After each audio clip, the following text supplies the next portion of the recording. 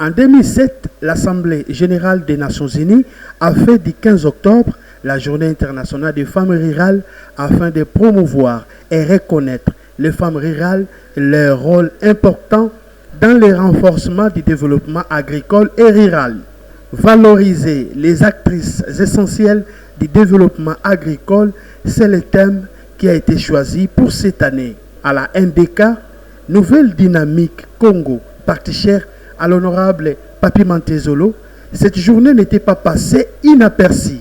La coordination provinciale de la Ligue des femmes de ces partis politiques a passé un message fort à l'endroit de l'opinion publique. Dans une déclaration rendue publique hier mardi 15 octobre 2024 au siège du parti situé à Tomate, la coordination provinciale de la NDK sous la houlette de l'honorable Bibance Bassilois dénonce avec la dernière énergie les inégalités de genre et les discriminations dont certaines femmes sont victimes. Message de la Ligue des femmes de Nouvelle Dynamique Congo à l'occasion de la Journée internationale de la femme rurale édition 2024. Proclamée Journée mondiale de la femme rurale par l'Assemblée générale des Nations unies à travers la résolution A/RS/62/136 du 18 décembre 2006. Cette journée célébrée le 15 octobre de chaque année reconnaît et vante les rôles et les apports décisifs de la femme rurale dans l'amélioration et de la sécurité et l'élimination de la pauvreté. Pour l'édition 2024, cette journée est célébrée sous le thème international « Valoriser les actrices essentielles du développement agricole ».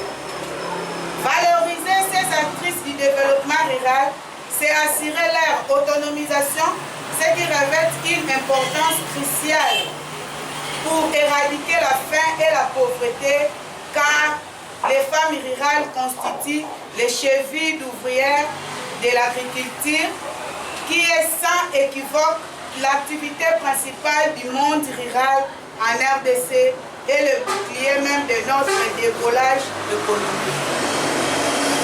Malgré le rôle central joué par la femme rurale, nous, Ligue des femmes de la Nouvelle Dynamique Congo, en sigle, dénonçons avec la dernière énergie à travers ce message les inégalités de genre et les discriminations dont la femme sont encore victimes.